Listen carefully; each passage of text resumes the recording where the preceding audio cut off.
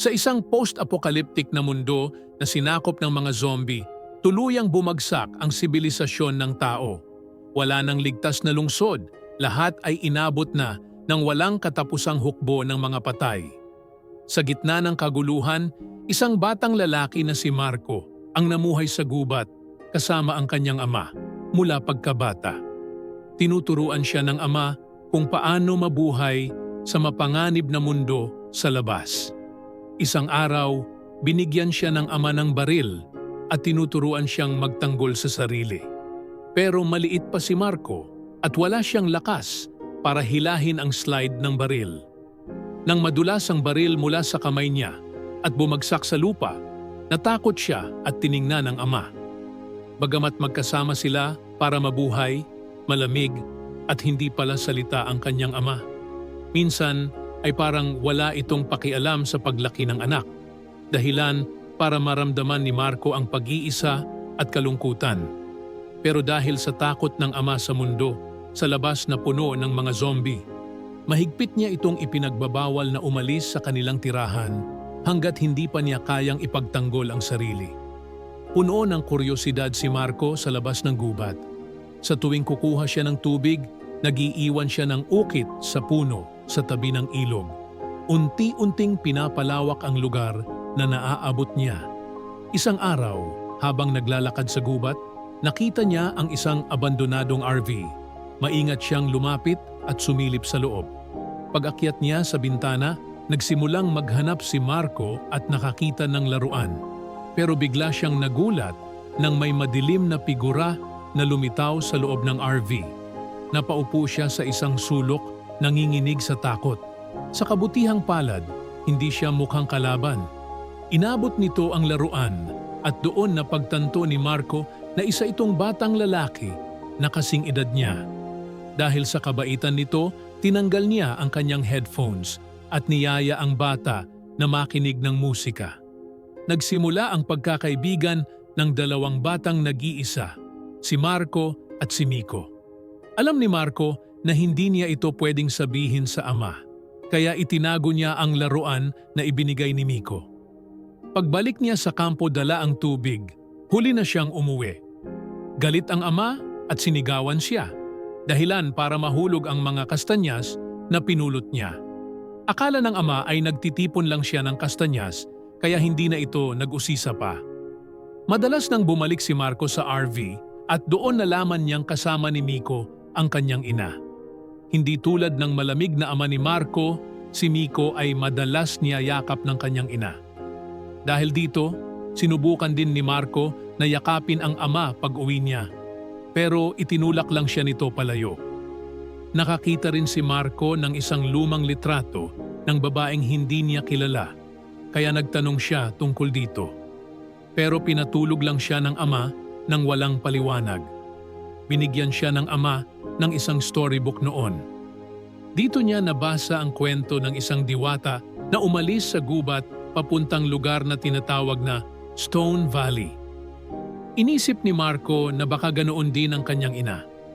Kaya kung makarating siya sa Stone Valley, makikita niya ito. Isang araw, habang nangangaso sila ng ama, nakarinig sila ng sunod-sunod na putok. Nagtago si Marco sa likod ng puno. Mula roon, nakita niya si Miko na umiiyak at ang ina nito na nakaluhod, may sugat sa braso. Laking gulat niya nang makita ang sariling ama na walang pag-aalinlangang binaril ang ina ni Miko. Takot na takot, tumakbo si Marco pauwi at nagtago sa ilalim ng kama hanggang gabi.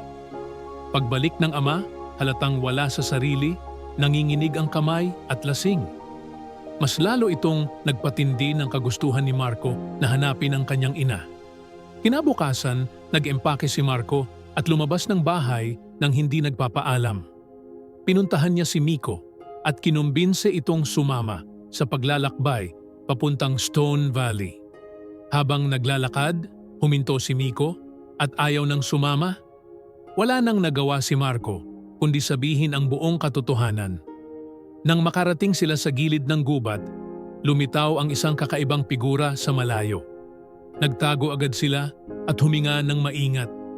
Nakahanap sila ng lumang kotse at doon nagtago habang lumalakas ang tunog ng yabag sa paligid. Biglang kumalabog ang mga zombie sa bintana ng sasakyan. Nataranta si Miko kaya tinakpan ni Marco ang tenga nito. Pero bigla na lang bumagsak patay ang lahat ng zombie sa paligid. Nang bumukas ang pinto ng kotse, nagulat si Marco. Ang ama niya ang naroon. Tiningnan siya nito kung may sugat o kagat. Nang masiguradong ligtas ang anak, huminga ito ng malalim. Hindi man lang nito pinansin si Miko. Hinila niya si Marco para umuwi, pero pumiglas ang bata at sumigaw, puno ng galit at sakit. Sinabi ni Marco na masama siyang tao. Pinatay niya ang ina ni Miko at maaaring pinatay rin niya ang sariling ina ni Marco. Wala nang oras ang ama para magpaliwanag. Paparating na ang mas maraming zombie. Dahil ayaw sumama ni Marco, itinago muna siya nito at muling bumalik kay Miko para iligtas ito. Eksakto at mabilis ang mga putok ng ama. Bawat bala may tinatamaan. Pero nang bumaling si Marco, may zombie na palihim na lumapit sa likod niya. Sa gulat, pinaputok ni Marco ang baril kaya tumakbo ang ama papunta sa kanya. Hinampas ng zombie ang ama pero nalabanan niya ito. Pagkatapos nito, agad siyang lumapit sa anak at sinabing ligtas na si Miko. Pero doon niya ibinunyag ang kanyang braso, may kagat. Alam niyang oras na lang bago siya maging zombie. Kaya lumayo siya kay Marco at ikinadena ang sarili sa puno. Lumapit si Marco at doon nalaman ang katotohanan. Hindi pinatay ng ama si Miko's mother dahil sa kalupitan. Nakita niyang nakagat na ito at pinutol niya ang pagdurusa nito. Yumakap si Marco sa ama. Gustong-gusto siyang yakapin ng ama, pero natatakot itong mahawa ang anak. Sa huling sandali, sinabi nitong umalis na si Marco habang kaya pa niya. Umiiyak pero matatag. Umalis si Marco kasama si Miko. Hindi nagtagal, unti-unting namuti ang mata ng ama. At sumunod ang isang putok. Tuloy-tuloy ang paglalakad ni Marco at Miko hanggang gabi. Nang sumikat ang araw, lumabas sila sa gubat at nakakita ng malawak na patag. Sinundan nila ang mga reels. Ubusan na ng pagkain. Buti na lang may nakasalubong silang lalaking nakikinig ng radyo. Humingi si Marco ng pagkain. Tinanong ng lalaki kung saan sila pupunta. Nang marinig ang sagot, sinabi nitong gusto niyang tumulong pero hindi siya makaalis. May mga batang inaalagaan sa bahay. Pagtingin ni Marco, may gusali na may rehas. Dito niya nalaman ang malungkot na katotohanan. Mga anak pala ng lalaki iyon at lahat ay naging zombie. Hindi niya kayang saktan ang mga ito, kaya nakakulong lang sila. Pagkatapos kumain, nagpatuloy silang maglakad. Naghaharutan sila, kaya hindi masyadong mabigat ang paglalakad. Nang magdilim, nakakita sila ng abandonadong tren. Pero nang silipin ni Marco, puno pala ito ng zombie sa loob. Tumakbo sila palayo at napunta malapit sa isang baryo. Doon lumitaw ang dalawang armadong lalaki at dinampot sila. Dinala sila sa isang survivor camp. Ang leader nito na si John, napansin agad na hindi sila infected. Ipinaliwanag ni John na lahat ng batang ipinanganak sa mga survivors simula nang magka-outbreak ay infected na agad. Nang makita niya sina Marco at Miko, nagkaroon siya ng pag-asa. Baka sila ang susi sa lunas ng virus. Pero mas mahirap kontrolin si Marco kaysa kay Miko, kaya nagdesisyon si John na patayin si Marco.